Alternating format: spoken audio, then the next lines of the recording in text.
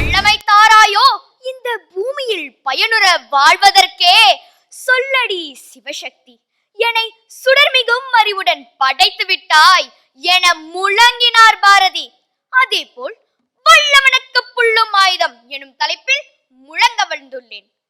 வல்லமை எனப்படுவது யாதெனில், உடல் உளம் சார்ந்த மன வலிமை, அறிவு வலிமை, ஆன்ம வலிமை என கலந்த ஆக்கப்பூர்வமான திறனாகும்.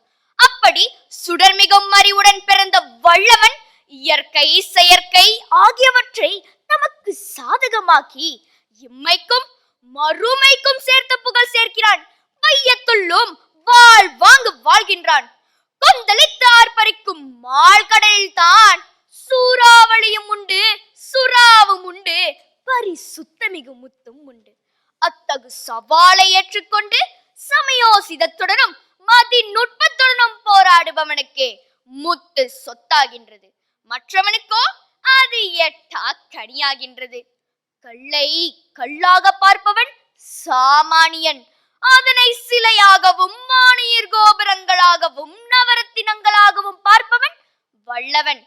அக்கினி குஞ்சுகளை சுடும் ஜுவாலைகளாக தீச்சுடராக பார்ப்பவன் சாமானியன். அதனை அடக்கி ஒரு திரியனுள் ஒடுக்கி உலகின் இருளை போக்குபவன் வல்லவன். வல்லவனுக்கு காணும் பொருள், கேட்கும் மொழி, நுகரும் நாற்றம், ஏன் கையால் தொடும் எல்லா பொருளுமே ஆயுதங்கள் தான். காரணம் சொல்பவர்கள் காரியம் ஆற்றுவதில்லை, காரியம் ஆற்றுபவர்கள் காரணம் சொல்வதில்லை என்ற வாசகத்திற்கேற்ப தன்னிடம் உள்ள அற்ப பொருளையும் இன்பத்தையும் ஈதலையும் அள்ளித்தரும் அற்றைய பாத்திரங்களாக உருமாற்றும் திறன் படைத்தவன். அத்தகு வல்லவர்களை இவ்வுலகம் மன்றும் என்றும் பதிவு செய்த வண்ணமே உள்ளது என்பது நிதர்சன உண்மையாகும். பாலைவனம் சோலைவனமாக வேண்டும் என கவிமடி பாடினார். அதைத்தான் மழை பொழியா அரபு தேசங்கள் இன்று செல்வ செழிப்பில் நிரூபித்து வருகின்றன. அதுபோல் ஆழி பேரலை, நிலநடுக்கம், எரிமலையின் தீ பிழம்புகளுக்கிடையே நவீன விவசாயத்திற்கும் தொழில்நுட்பத்திற்கும் பாடம் நடத்துகிறது ஜப்பான். வல்லவனுக்கு புல்லும் ஆயுதமே. இறுதியாக பறவைகள் கிளைகளை நம்பி அமர்வதில்லை, அவை தம் சிறகுகளை நம்பித்தான் அமர்கின்றன என்ற வல்லமையின் அடிப்படை கூற்றினை உங்கள் சிந்தைக்கு விட்டு தற்சமயம் விடைபெறுகிறேன். நன்றி, வணக்கம். ரொம்ப அற்புதமா பேசுனீங்க. கிடைத்த வாய்ப்பை பயன்படுத்தி கொண்டு எவ்வளவு அழகா அதற்கு நீதி செய்ய முடியுமோ அவ்வளோ அழகா செஞ்சுருக்கீங்க. ஒரு சின்ன ஒரு ஆலோசனை இருக்கு. இந்த லகரம், ழகரம், ழகரம் இந்த மூன்றுக்கும் உண்டான வித்தியாசங்களை மட்டும் லேசா கடைப்பிடிச்சிங்கன்னா ரொம்ப அழகா இருக்கும் உங்க பேச்சு. ரொம்ப ஏன்னா உங்களுடைய தமிழ் ரொம்ப அழகு. சரி, ஒரு தீக்குச்சியை வச்சு தீபத்தையும் ஏற்றலாம், அதை விளக்கையும் ஏற்றலாம், வீட்டையும் எரிக்கலாம். சரிங்களா? இப்போ அறிவை பயன்படுத்தி நல்லதும் செய்யலாம், கெடுதலும் செய்யலாம், கெட்டதும் செய்யலாம். ஒரு காகிதம் கிடைக்குதுன்னு வச்சுங்களேன், அந்த காகிதத்தை வச்சு கவிதையும் எழுதலாம், அதில் கள்ள நோட்டம் அடிக்கலாம். சரிங்களா? அப்போ அறிவை தப்பாக பயன்படுத்துறவங்களை பற்றி உங்களுடைய கருத்து என்னன்னு சொல்லுங்க. நீங்கள் சொல்வது உண்மைதான். காகிதத்தை வைத்து எழுதவும் முடியும், கள்ள நோட்டை தயாரிக்கவும் முடியும்.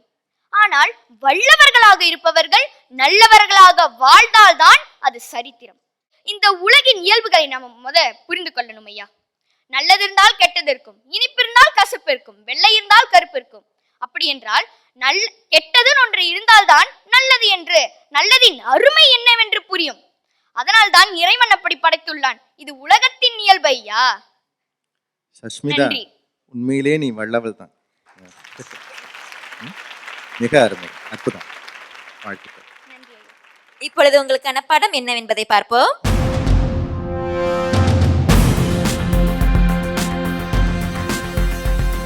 இப்படம் சிங்கப்பூரின் 6வது குடியரசுத் தலைவரான எஸ்.ஆர். நாதனை காட்டுகின்றது. இவர் 1999 அதிபராக இருக்கின்றார். இவருக்கு 3ஆம் முறை அதிபராக வர வாய்ப்பு கிடைத்த போது இவர் அதை மறுத்துள்ளார்.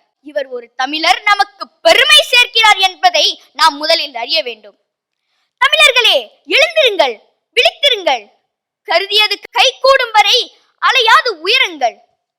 தயவு செய்து அனைத்து தமிழர்களும் இந்த தொலைபேசியை கொண்டு செல்ஃபி பிடிப்பதை நிறுத்திவிட்டு நல்ல உயருள்ள எஸ்.ஆர். நாதனை போல் வாழ கற்றுக்கொள்ளுங்கள் என்று கூறி விடைபெறுகிறேன். நன்றி, வணக்கம்.